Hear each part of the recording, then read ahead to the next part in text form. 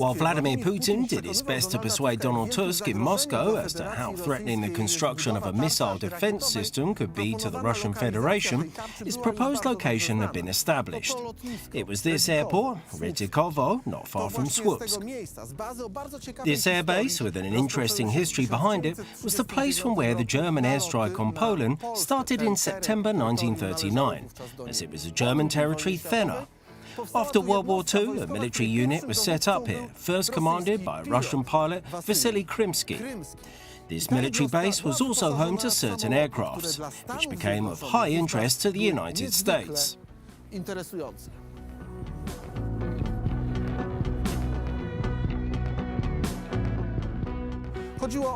An earlier version of this particular aircraft, the MiG-15, was the main point of interest. A Polish pilot, Franciszek Jarecki, once took off from one here on a mission, which formerly was supposed to take him on towards Darłowo, at the Polish seacoast, but he ended up in the Danish Isle of Bornholm. He was chased on his way by Russian fighters to no avail.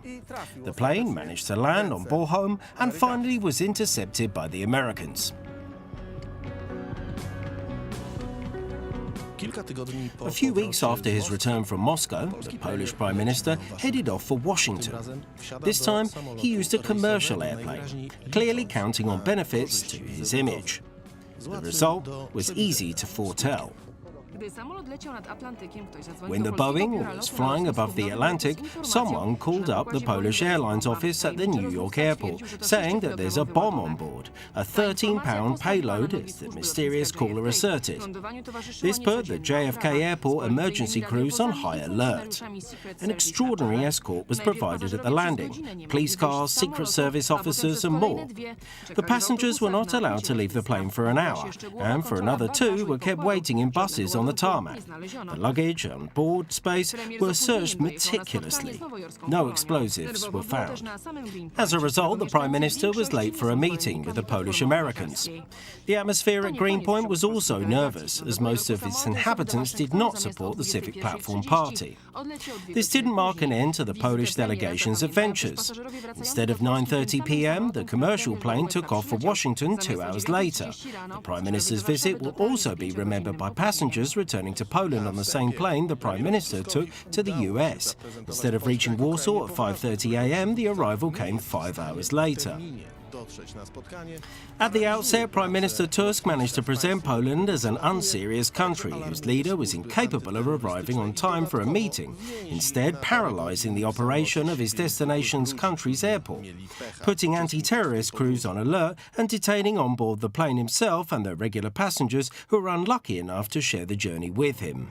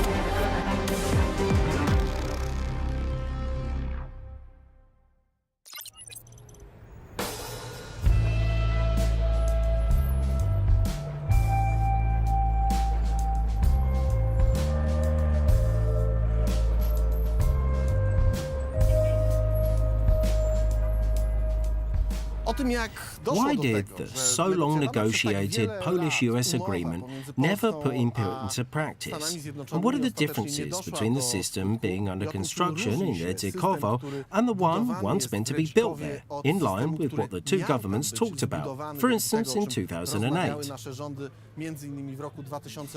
I've talked about this with a person who watched the negotiations closely.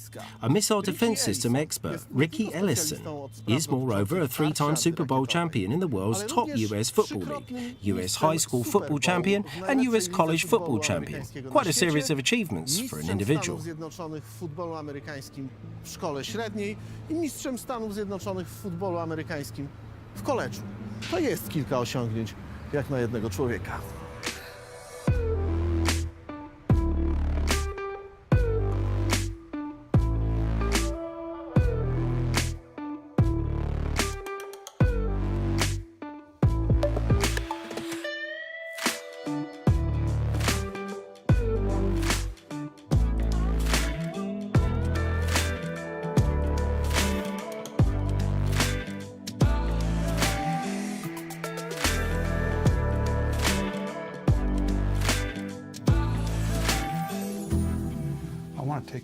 I want to take you back to 40 years ago.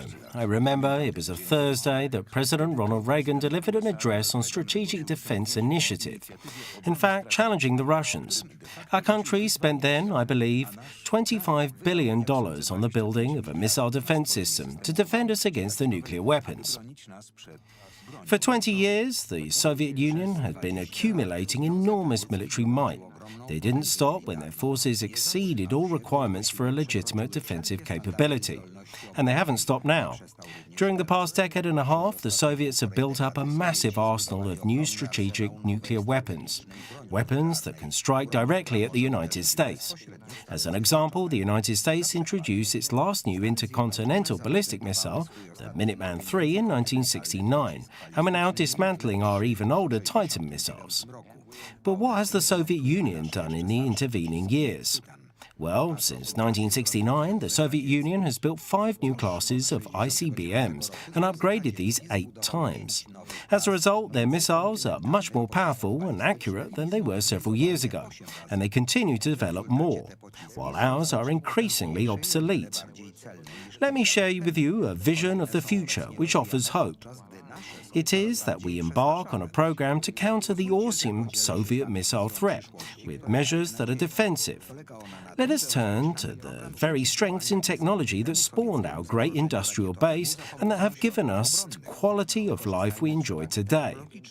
What if free people could live secure in the knowledge that their security did not rest upon the threat of instant US retaliation to deter a Soviet attack, that we could intercept and destroy strategic ballistic missiles before they reached our soil or that of our allies? I know this is a formidable, technical task, one that may not be accomplished before the end of this century.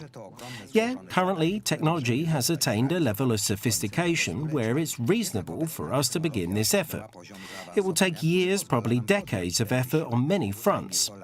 This will be failures and setbacks, just as there will be successes and breakthroughs. And as we proceed, we must remain constant in preserving the nuclear deterrent and maintaining a solid capability for flexible response. But isn't it worth every investment necessary to free the world from the threat of nuclear war? We know it is.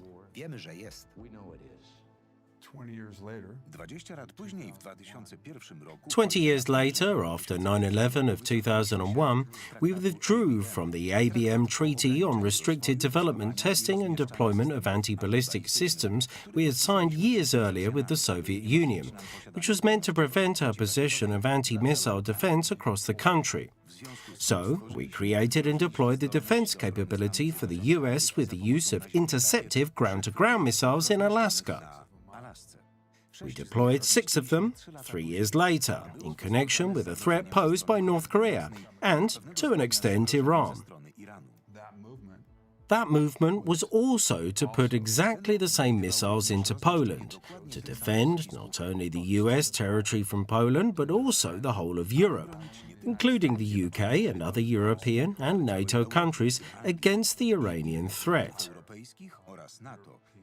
So that fit into what the president was doing at the time and what the US was doing. The movement made the missiles ready to be deployed very quickly, which we did in Alaska. And this allowed us time to have that system on both sides of the world to defend the US and the European population from the missile threats, which were Iran and North Korea. Przed zagrożeniami rakietowymi ze strony Iranu i Korei Północnej. The rogue missile threats, which were Iran and North Korea. We know that Russian President Vladimir Putin, as well as the Prime Minister, was against creating such a facility in Poland. Why, if it was to be against Iran or North Korea? Dlaczego, skoro było to przeciwko Iranowi i Korei Północnej? Szczerze mówiąc, liczba To be frank, the number of missiles was quite limited. I don't think there were many of them, and the Russians might have neutralized them, in fact.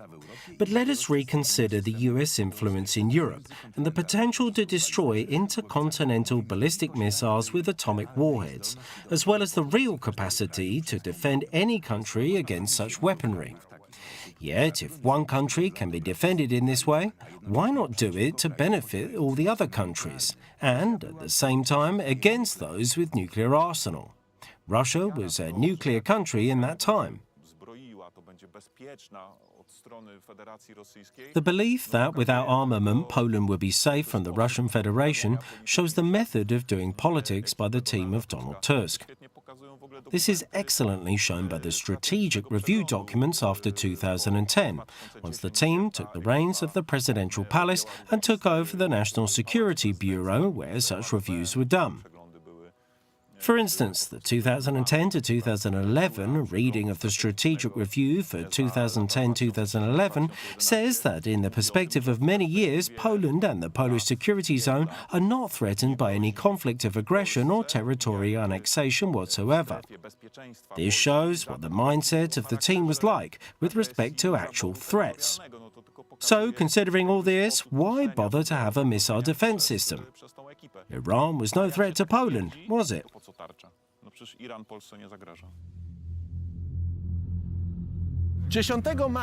March the 10th, 2008, 4 weeks after Tusk's visit at the Kremlin, the Polish Prime Minister arrives here, in Washington, D.C., to meet the President George W. Bush at the White House, who was the political father of the missile defense system project.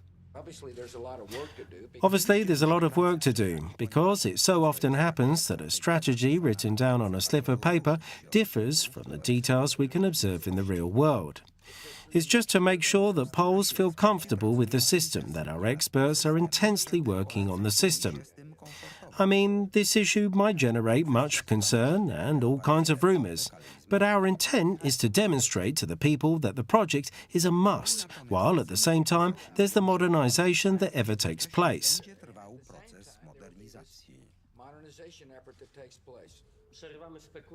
We're cutting short the speculation regarding the intention on both the US and the Polish side. Our common intent is to cooperate on every single aspect on the global, Polish and American security, including the missile defense system. And there's a breakthrough aspect to that, namely my inner conviction that Mr. President in person and the American team can very precisely understand our expectations today and, if I may say so, Mr. President, accept our standpoint with regard to the principle of cooperation in this respect.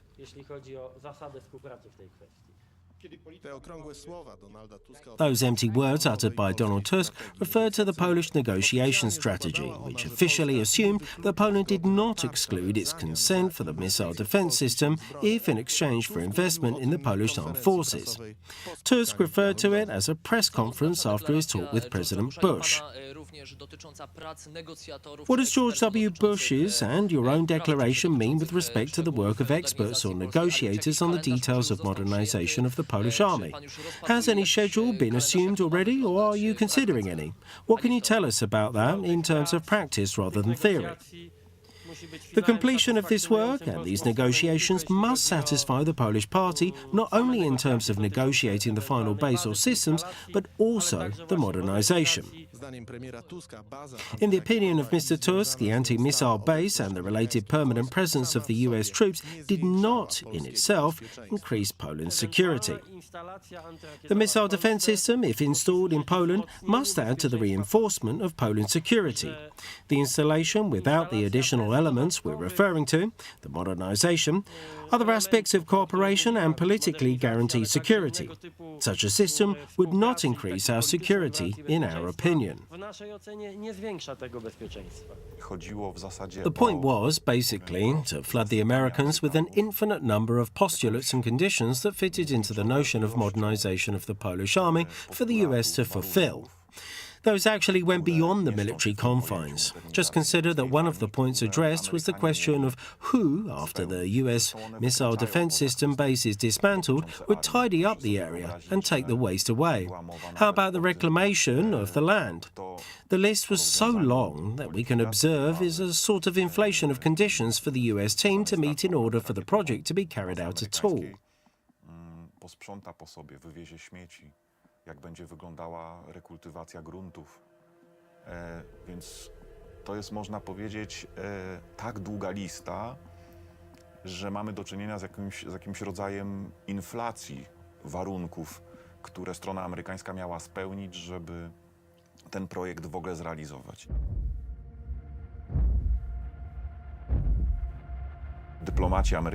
In March 2008, when the Polish Prime Minister was hosted at the White House, American diplomats and President Bush himself were aware of their Polish partners voicing innumerable conditions for the US party to be fulfilled in a package form, i.e. in their entirety, so that the Polish government and Prime Minister Donald Tusk may consent to the installation of a US missile defense system.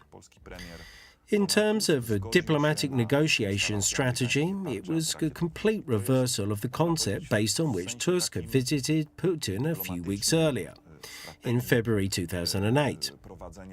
He would have proposed to Putin a new philosophy of Polish-Russian relations, which was to be based on a principle of equivalence, whereby all and any problems appearing in the parallel discussions should pose no obstacle to continuance of the talks. Że będzie stosowana zasada równoległości, czyli zasada, w której wszelkie problemy w prowadzonych równolegle dyskusjach nie będą stanowiły przeszkody do tego, żeby te rozmowy w ogóle kontynuować. In brief then, if you don't meet our demands as to modernization of our army, we won't consent to your missile defense system. This is exactly what it meant. In various public relations, press interviews or articles, not only Donald Tusk himself, but primarily Radosław Sikorski and other, say, Prime Minister associates, to name Minister of National Defense Bogdan Klich, always approached all those negotiation elements or conditions they pose once they formed their government in autumn 2007 as a single package. Które postawili, jak sformułowali jesienią 2007 roku rząd, traktowali w kategoriach dokładnie jednego pakietu. When uttering these words, the Polish Prime Minister had known for a long time how the Americans evaluate the new demands made by the Polish government to the already negotiated missile shield agreement in principle. The Americans, who talked to Polish politicians, viewed this as a delaying tactic.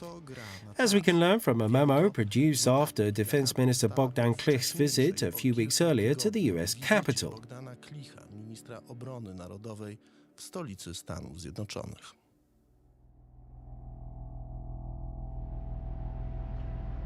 W tym czasie szefem kancelarii prezydenta Kaczyńskiego Ania Fotyga was head of President Lech Kaczynski's chancellery at the time. If one is willing to neutralize or eliminate the opportunity of a project which is very hard to attack directly, perhaps the easiest thing to do is to pose requirements impossible to meet. Stawiać takie wymagania, które są niemożliwe do zrealizowania. At least in the light of the documents kept at the Foreign Ministry, that meeting was something unimaginable. The document, initialed by Ryszard Schnepf, then Deputy Foreign Minister, later be Poland's ambassador to the US, contained a whole lot of puzzling items, and there's no detailed analysis of the missile defense system issue. Instead, there are several items reflecting the claims by Polish diplomats who had prepared the Polish Prime Minister's visit of how important the mutual strategic partnership between Poland and Russia was. Rosją. Expressing our interest in the dialogue and pragmatic collaboration with Russia, as indicated by the affairs of visits of Polish leadership, representatives to Moscow, Minister of Foreign Affairs R. Sikorski on January the 21st and Prime Minister D. Tusk on February the 8th, 2008. We count on the Russian party to be inclined to keep up a positive atmosphere in its relations with Poland, which is expected to have a bearing on the development of our bilateral relations as well as the EU-Russian cooperation. But it was the missile defence system that proved the hottest topic of the Washington visit. This was evident not only at the meeting with the press at the Oval Office and at the press conference. The issue was central to an interview Prime Minister Tusk gave for Polish TV journalist Piotr Kraszko while still in the US. The first words President Bush said at the meeting with us, the press, were, "I would like to thank the Prime Minister for his honest words." Does it mean that you told him either the American support, the modernization of the Polish army, or there'll be no missile defense system in Poland? In fact, yes, our conversation happened, in a sense, on the initiative of President Bush. It turned very concrete as he, following a very cordial introduction, started with a simple question.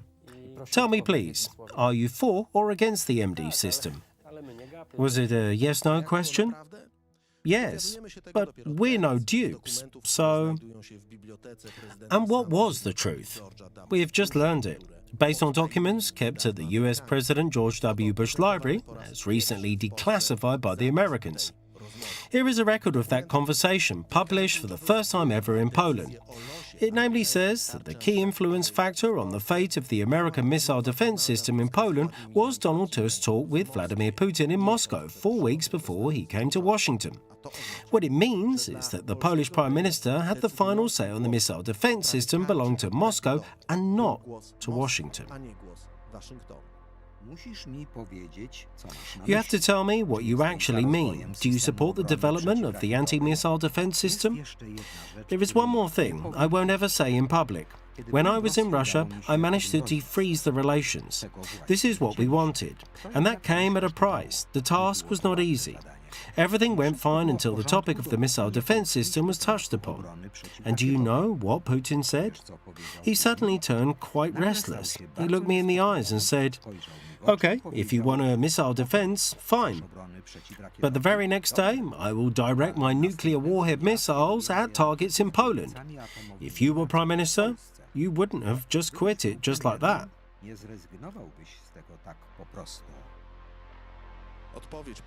President Bush replied as follows. Russia has missiles targeted at the US. He's already threatened us, and he knows well that if he shoots one missile at our allies, we'll have him smashed. He knows that the MD is not targeted at Russia. He's just trying to threaten you. The US President explained to the Polish Prime Minister that the Russian Federation was trying to threaten Poland. But Poland's Prime Minister had apparently taken a different decision.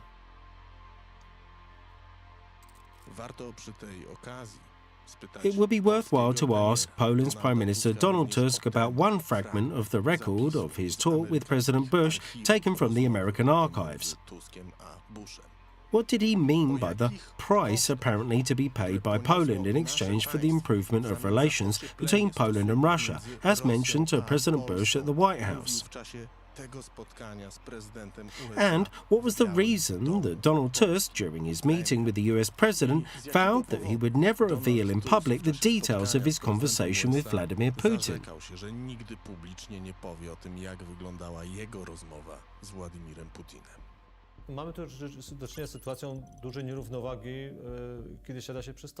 What we are dealing with is a situation of major imbalance at the negotiation table. We've seen this many a time with Western European politicians making the same mistake, as they are owning up only today. On their visits to Moscow, Western European politicians tended to position themselves in a defensive situation, indeed making efforts for the visit to be successful, to demonstrate that they they have received an audience with Vladimir Putin with a tangible outcome. This being the case, the offensive party merely bills you. If you are interested in something and such signals were given by the Polish party, then, as they sought to deny their image as Russophobic, then you will have to pay for that. If you ask us, we can tell the other politicians our opinion about you. But this will cost you something. Missile defense system, hydrocarbons, Russia's extended or developed dominance in power industry. After all, it was then that the Nord Stream projects were emerging. Plus, Poland will recall its reservations with respect to many other issues. And Poland did subordinate itself to that logic that had never been generated in Warsaw. In Warsaw, some were nevertheless able to evaluate the situation realistically. It was basically the circle of the late President Lech Kaczynski, but I am certain that a lot of experts were aware of what was going on as well. This policy was not rooted in Warsaw. It emerged from the European mainstream, to which they wanted to attach at any cost, counting on some benefits for themselves. To jest polityka, której źródło jest główny nurt europejski, do którego Warszawa chce się na wszelką cenę dopisać, licząc na tego pozytywne konsekwencje dla siebie samej. What the Polish-US talks look like and how these talks inform the decisions related to missile defense system can also be told on base documents from Polish archives.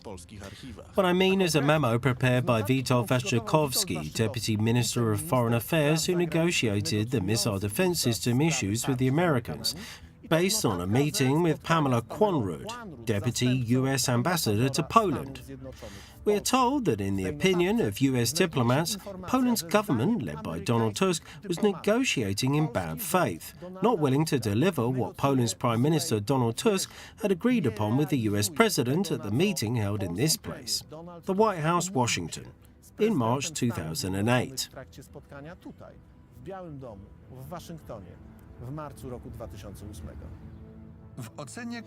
According to Quanrud, Washington is concerned by the state of the negotiations.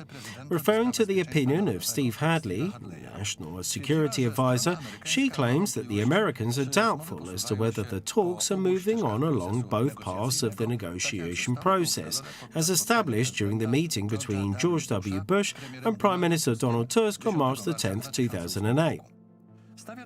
This calls into question the willingness of the Polish partners to complete the negotiations with the present US administration.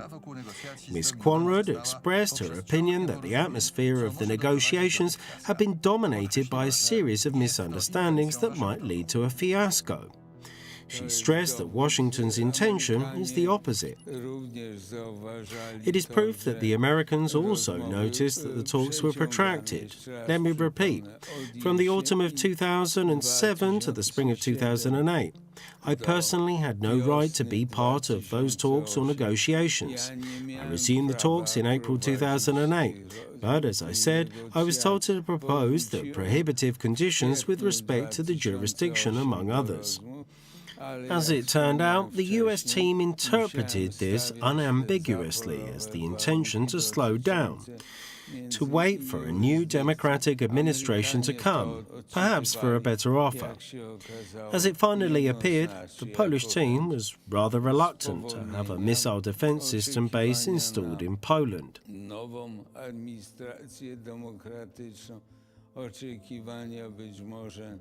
Na jakąś lepszą ofertę, no a w końcu, jak się okazało, raczej w ogóle nie chciano tej bazy tarczy w Polsce. Did you hear this directly from your partners during the talks? The Americans obviously asked me about it. My partner, John Rood, would ask me about it as I talked to him in Washington in the summer of 2008. He would show me the reports from the Warsaw Embassy. I had to tell him openly that I had been instructed in detail to demand a number of technical and legal solutions. which, needless to add, of course, slowed down the whole process of establishing the American presence in Poland. Nie musiałem już dopowiadać, które oczywiście spowalniały cały proces uzyskania obecności amerykańskiej w Polsce.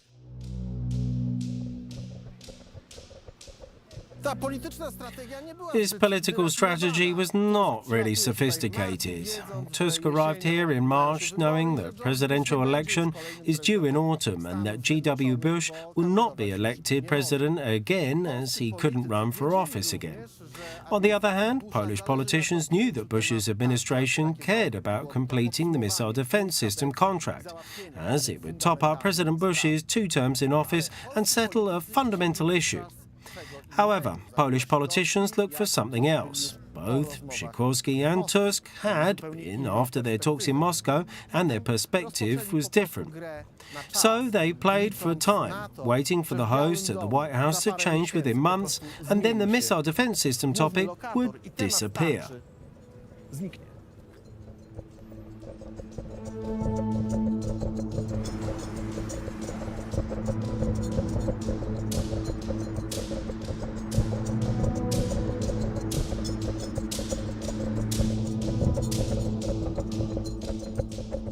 Tutaj nikt z nadmiernego pośpiechu nie będzie już czynił fetyszu. No one will make a fetish out of excessive haste anymore. For a thing to be good doesn't mean it has to turn up immediately. We have given each other, on a friendly basis, some time to hold tough and serious negotiations. President Bush and I didn't bother ourselves about forecasts with respect to dates, nor did we connect in any way the negotiations and the work on these issues with internal political calendars of either the United States or Poland. We felt no pressure from our American partners with respect to the timeframes or dates, and offered no illusion that everything should be ready by tomorrow. The declassified American archives, moreover, give evidence of how different the stance of Poland and that of the Czech Republic was, as far as the missile defense system was concerned. Czech President Mirek Topolánek visited Washington moments before Prime Minister Tusk, and during his talk with President Bush, he lobbied for having the missile defense system contract signed as soon as practical, including by Poland. He pointed that such agreements ought to be executed prior to the NATO summit due in Bucharest in April 2008.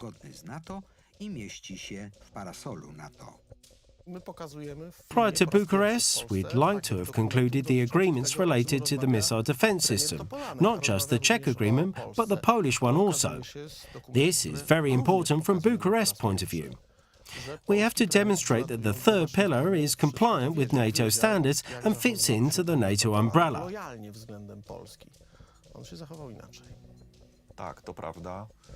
Dysponujemy, od tego trzeba zacząć, niesamowitym źródłem informacji na ten temat. Mianowicie ktoś w Ministerstwie Spraw Zagranicznych w roku 2014 doprowadził do odtajnienia. For the first time in Poland, we are now showing a set of documents related to what Prime Minister Topolánek talked about, mentioning Poland. It also turns out, for the first time, that the Polish Prime Minister on his visit to Washington was aware of all of that, knowing how Prime Minister Topolánek behaved, loyally towards Poland, and yet he behaved otherwise. That's right. To start with, we now have an incredible source of information. Somebody in the Ministry of Foreign Affairs in 2014 had an intelligence report declassified, a report by the Polish Military Intelligence Service containing a piece of information shared with Donald Tusk on March 6, 2008. The memo clearly says that the Czech Prime Minister Topolánek, on his visit to the White House, acted as a determined supporter of the missile defense system, knowing that what was perhaps the major component of the system, around which Putin was running incredible intelligence and diplomatic games.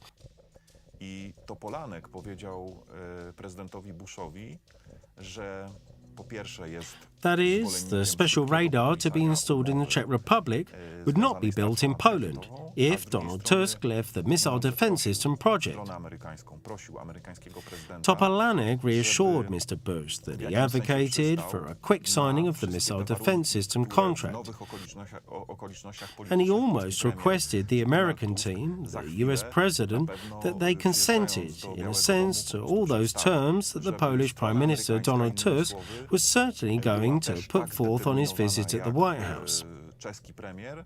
The Czech Prime Minister wanted to see the US party no less determined than himself, so that the missile defense system idea might become central to the talks with the Polish team.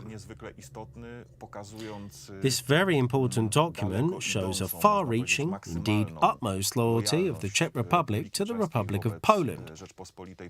Being a Pole, I regret to say that the principle was not reciprocated by Donald Tusk's government. Ta zasada nie została odwzajemniona przez rząd Donalda Tuska.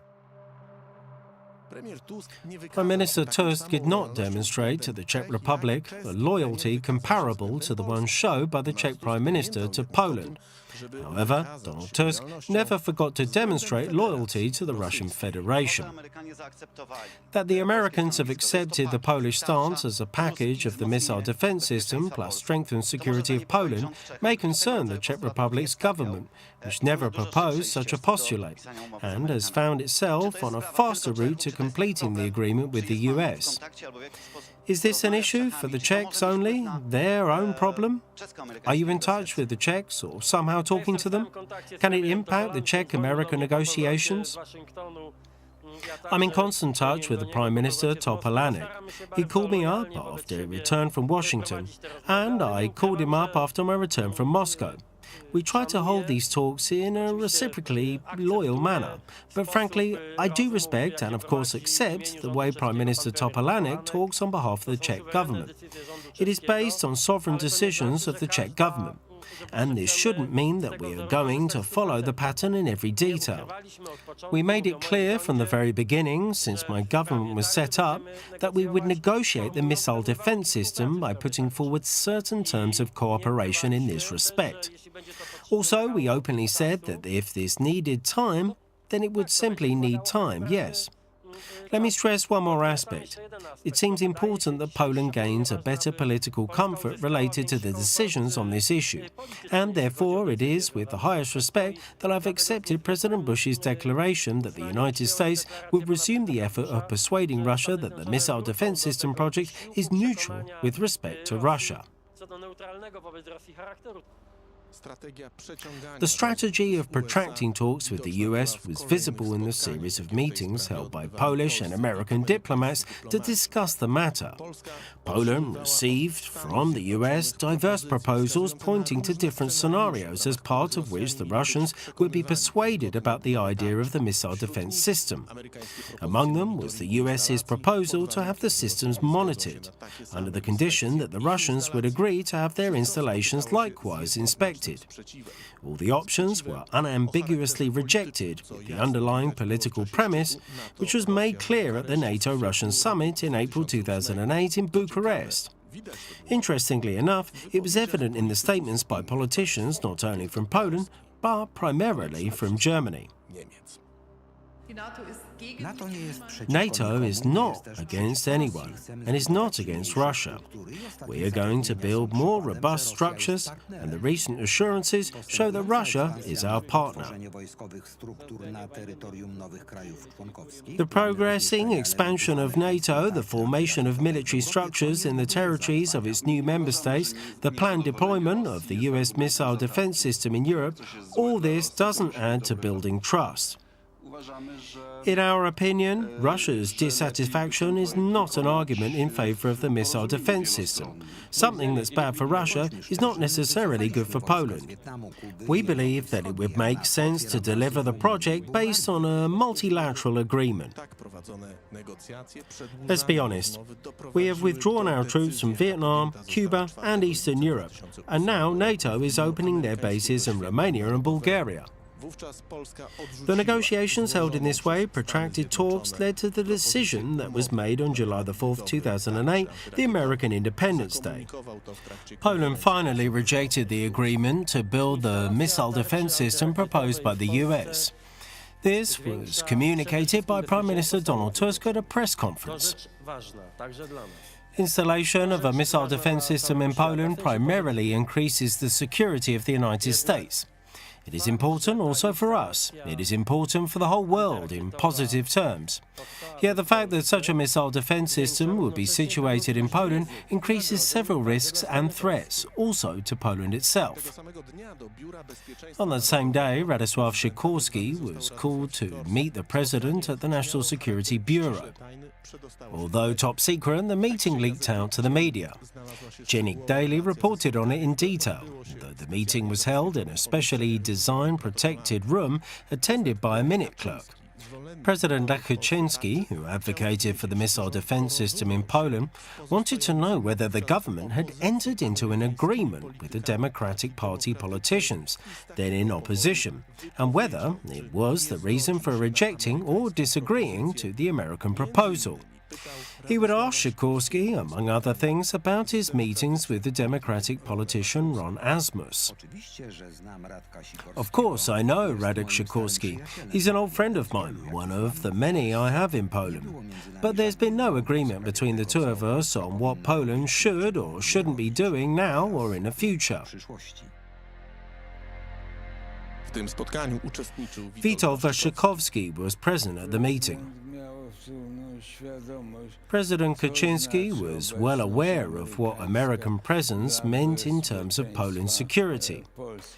Let me remind you of that on his visit to the US in July 2007. He claimed that the missile defense system had almost been agreed upon and settled. After the election campaign kicked off, the issue was withheld. Sikorski addressed the Americans in the media. Don't take Poland for granted. Don't consider the business settled. Ron Asmus of the Democratic Party suggested to be continent. So the talks stood still for 6 months, while talks went on with the Russians and not with the Americans. We resumed them in April 2008. Sugerował wstrzemięźliwość, więc na pół roku rozmowy zamarły. One toczyły się z Rosjanami, ale nie z Amerykanami. Wróciliśmy w kwietniu 2008. Z jakiego powodu Lech What was the reason why Lech Kaczynski asked Radosław Sikorski during that secret consultation if he knew Ron Asmus, as we can learn from what's been publicly revealed? Ron Asmus was a member of the Department of State Staff, one of the deputies, earlier and later too, with the Democratic administration. He strongly spoke publicly against signing the contract with Bush, which became a fact on July the 4th, and encouraged waiting for the Democrats and Obama. Therefore, the president asked if Sikorski knew Asmus and if he took into account his advice to wait for the next administration. Demokratów na Obamę. Stąd też prezydent pytał, czy Sikorski zna Asmusa i czy on uwzględnia te jego rady, aby poczekać na następną administrację.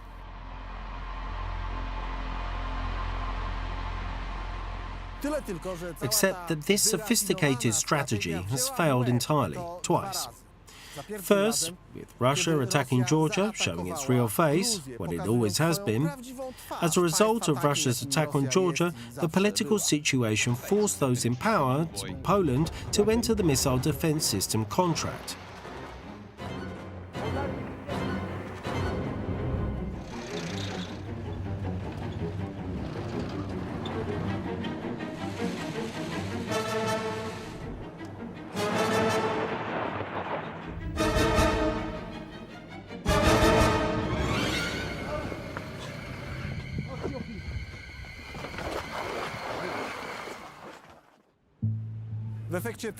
Minister, you've said you were not in a state of dismissal then.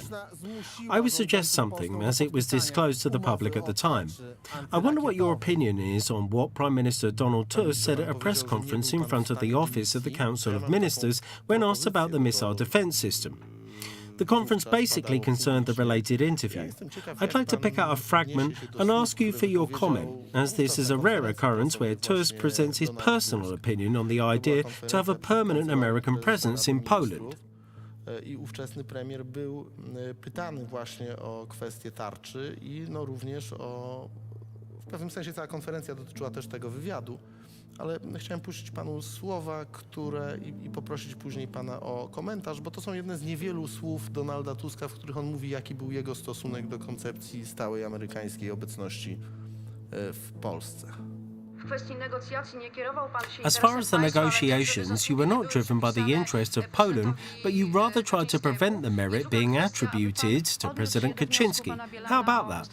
And could you please comment on MP Adam Bielan's motion that you should be put before the Tribunal of State? Minister Waszczykowski's information, sensational as it was, appeared many days after the motion for his dismissal was made. Therefore, I suggest that you don't take it seriously. Never have I had the opportunity to talk with Mr. Waszczykowski about any aspects of the negotiations other than Poland's security. I once had an opportunity to talk to Minister Waszczykowski one-to-one, and this was confined to his views as a negotiator of the terms he received from the Americans. He made it clear that he was a resolute enthusiast of the installation of the missile defense system, and, as he told me, he had been pushing forth a view for years that the US missile defense system in Poland, or any other American installation or system, is good by itself. The way Minister Waszczykowski negotiated his view on the issue, strong and unambiguous as it was, did not fully reflect my own. Sposób negocjowania przez pana ministra Waszczykowskiego, jego pogląd bardzo twardy, jednoznaczny w tej kwestii, nie oddawał do końca mojego poglądu na tę kwestię. Pański pogląd nie So, oddawał do końca your view did not fully reflect that of Donald Tusk. Permanent presence of American troops is at stake, mind you. And it would have essentially contributed to the security of Poland. This is why I receive these words today as a sort of commendation for me and my efforts. We actually had a few meetings and talks, and I explained to Tusk what was going on, and he was afraid it would be perceived as a success of President Lech Kaczynski, who had commenced the process earlier on.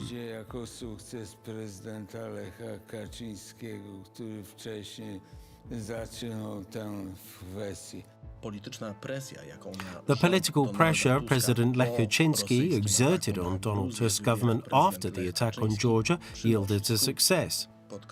Late in August 2008, US Secretary of State with President George W. Bush's administration arrived in Warsaw on invitation of Radosław Sikorski.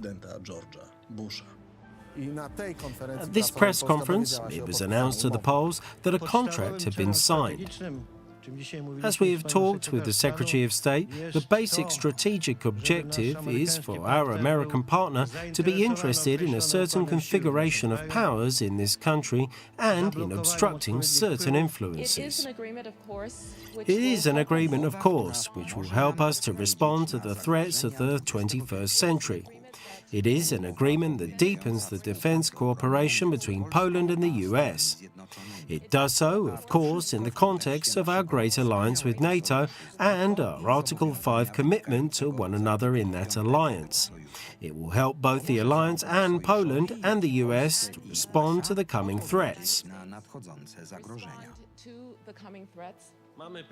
We have the right to believe that together we have brought about a genuine breakthrough as far as the security of Poland and of the United States is concerned. The presence of Patriot missile batteries, which will defend our territory, as well as the American facilities and installations, stands for a practical dimension of this groundbreaking agreement.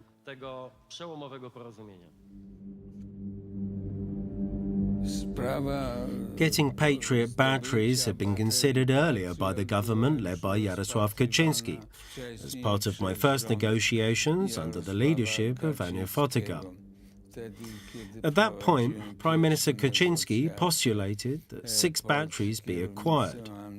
Tusk's government quit those plans. As a follow-up of the talks on the missile defense system with the US party, he would repeatedly claim that the system would diminish our security, with Poland to be exposed to attacks, and so on. And they demanded that the Polish army be modernized in a variety of ways. During a round of talks that was held in May 2008 in Rome, with me at the negotiations table, offered that they would bring a Patriot battery to defend the base. Not only did they offer money for the construction of the base and access to it, missiles, but they offered even more, that they would provide extra protection not only with airplanes from the Ramstein base, but also from the territory of Poland, with the use of the Patriot battery. I reported on this a while back in Poland, but the reply was, "That's not enough. Not enough. Not enough." Dostęp do niej, rakiety, ale również podnieśli jakby poprzeczkę, że będą ją jeszcze ekstra bronić nie tylko przez samoloty, gdzie jest Ramstein, ale na terenie Polski przez baterię Patriot. Ja to przywiozłem do kraju, ale to było ciągle za mało, za mało i za mało. Signing the agreement did not resolve the problem, though. The agreement should have been ratified by the Parliament and, finally, by the President. The President was interested, but the Parliament wouldn't hurry. In fact, nothing happened in this respect for years. Years afterwards, based on documents revealed by WikiLeaks, we learned that the US saw it was obvious proof that the process continued to be artificially protracted.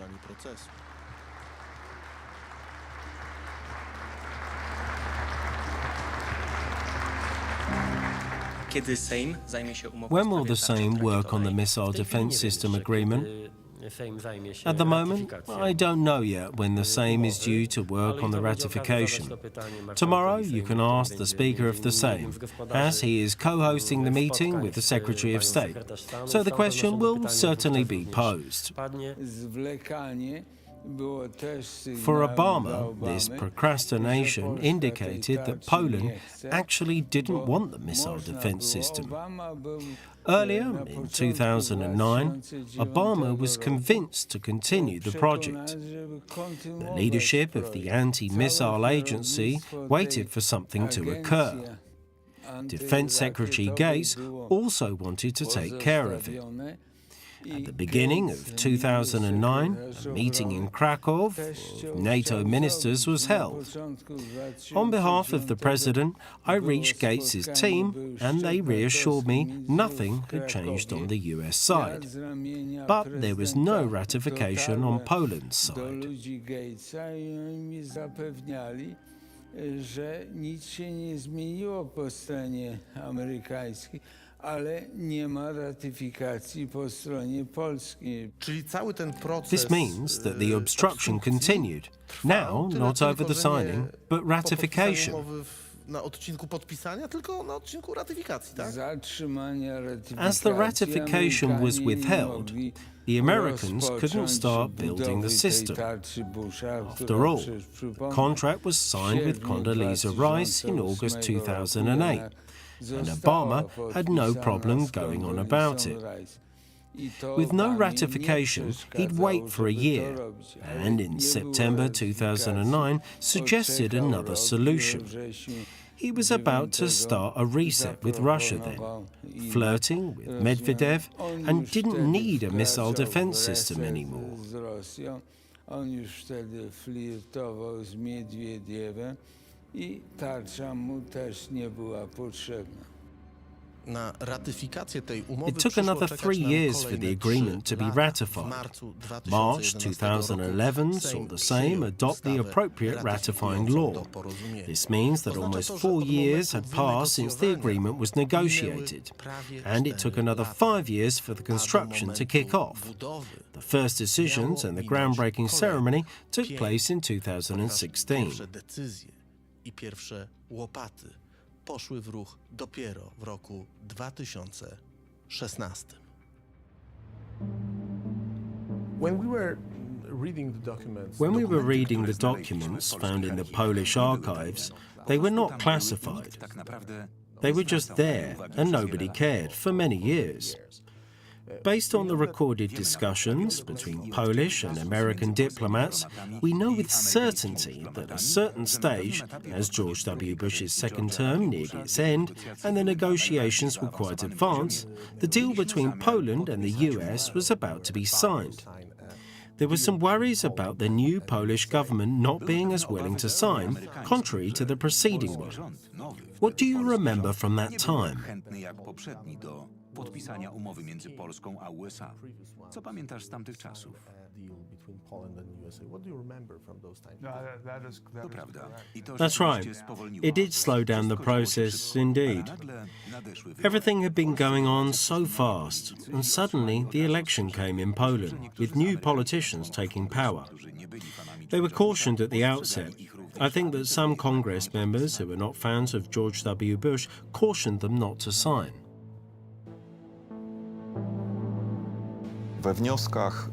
The conclusions from Radosław Sikorski's visit to the US generally read that there was far-reaching consensus even between the Democrats and the Republicans as regards Bush's concept of the American missile defense system in Europe, Poland included. But Sikorski added one sentence. The definitely negative opinion on the MD among Senator H. Clinton's advisors is noteworthy.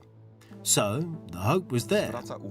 Such was an outline of the future policy that led to the official statement that the proposals of Obama, who had cancelled Bush's project, were optimum for Poland. Przyszłej polityki, która doprowadzi do jakby oficjalnego stwierdzenia, że propozycje Obamy, który zlikwidował bushowski projekt tarczy antyrakietowej, są dla Polski optymalne. I believe that the Russians played a considerable part in it, perhaps even threatened Poland if a system of this magnitude was to be deployed on its territory. I felt something like that could be taking place. They slowed the process down to wait for the next president, so the impetus of the project was decelerated. Then attempts at renegotiating it were made, and a project called the EPAA was devised. European Phased Adaptive Approach. You wanted to have a three-way arrangement, which is very hard to do, not willing to choose either one side or the other. And this is what should have been done. Of all the people worldwide, it was them who invaded your country. The choice was simple. Either you sign the contract or you sleep with the devil. But that was the mindset of the leaders. Hey, there's an opportunity to make a change, the character, to change what Russia has been, through the great deal with the US president. So come on collectively and let's change the world together. And Russia took advantage of that. But if I were a Polish citizen who has been through World War II, it would be very hard for me to accept that I wouldn't have a capability against Russia.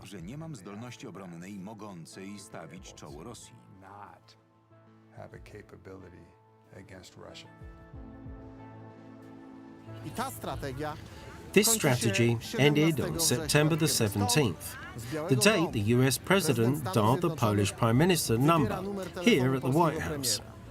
He called to notify him that the United States had quit the project, given Poland's negotiation tactics. If Poland is reluctant towards such talks, there's no reason for the US to continue. The Polish Prime Minister did not answer the phone. Instead, he linked to the press that he was a politician autonomous enough to not be bothered by an American president in the midst of the night. Że jest takim samodzielnym politykiem, że nie będzie do niego dzwonił prezydent USA w środku nocy.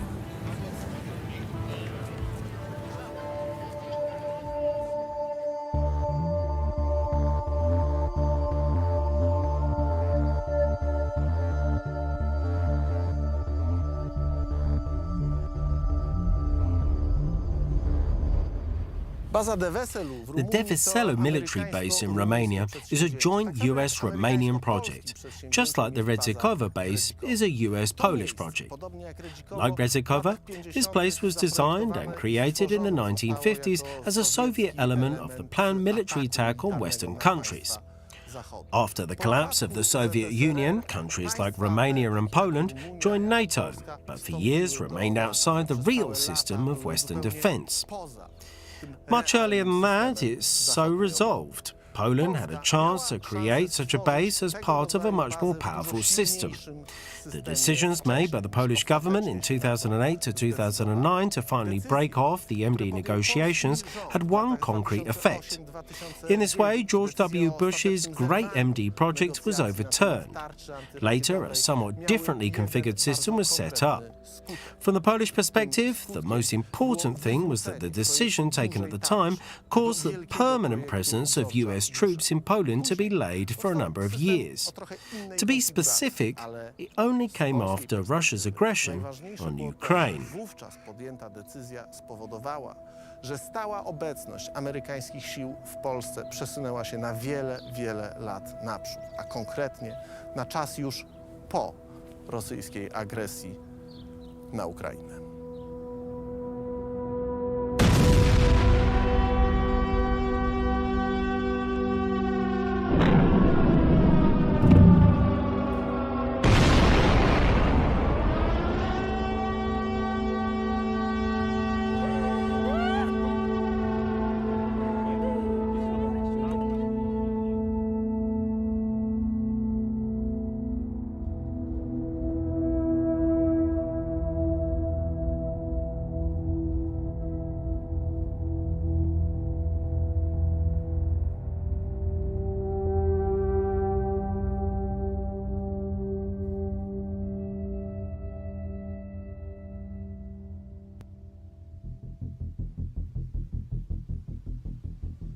Rozmawiając o tym wiosną 2023 roku, niejako w tyle głowy myślimy o tym... Talking about this in spring 2023, we somehow tend to think at the back of our minds that our army is getting better and better, larger and larger, better and better equipped, undergoing a fundamental modernization change, purchasing state-of-the-art equipment. In 2008, 2009, 2010, this army was defenseless, entirely defenseless. Any opportunity to, pardon my French, let the Americans in so they could take over an area where they could install their weapons, being most dangerous to the enemy, which would become part of the great global MD system, was in the vital interest of Poland, so to put it. Attempts to destroy this were, in a sense, a crime against the state, and this is something I really cannot understand. To było po prostu dla Polski w żywotnym interesie leżało, tak bym powiedział. I próba zniszczenia tego jest w jakimś sensie zbrodnią stanu i tego naprawdę pojąć do dzisiaj nie mogę.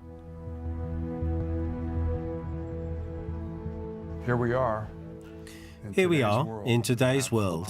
We've come to a point where some $10 billion or more was spent to build over 10 to 12 years a capacity that is controlled solely by the NATO policies just to defend Europe against an Iranian medium or long-range ballistic missile.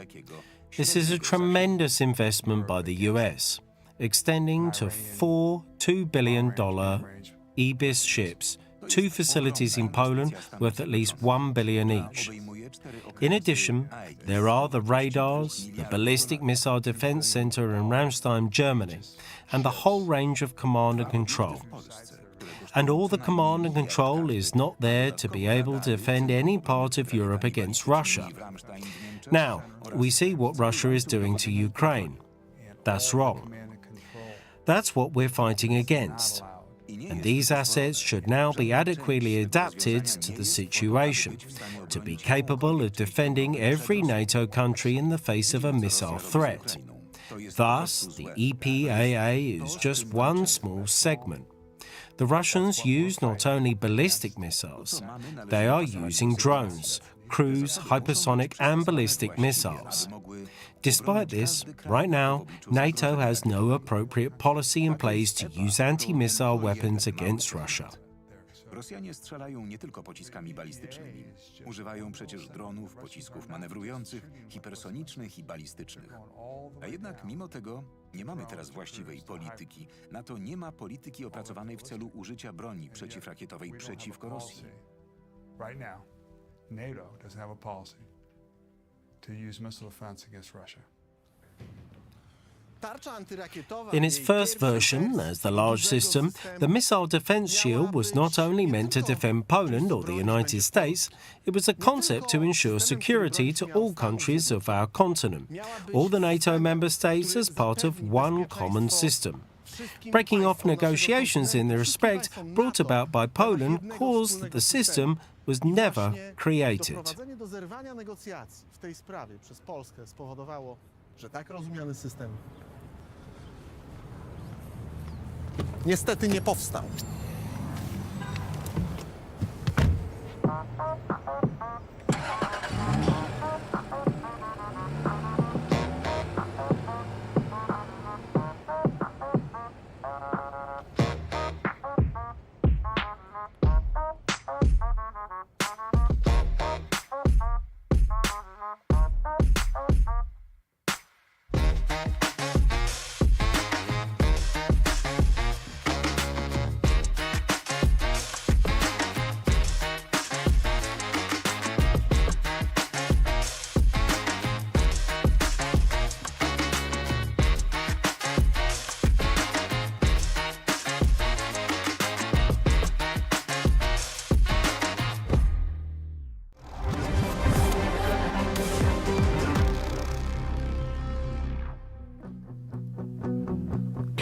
Jesteś blisko wszystkich naszych myśli, staje się realne to, co nam się przyśni i wszystkie słowa wypowiedziane, bo jesteś naszym wrogiem albo naszym kompanem.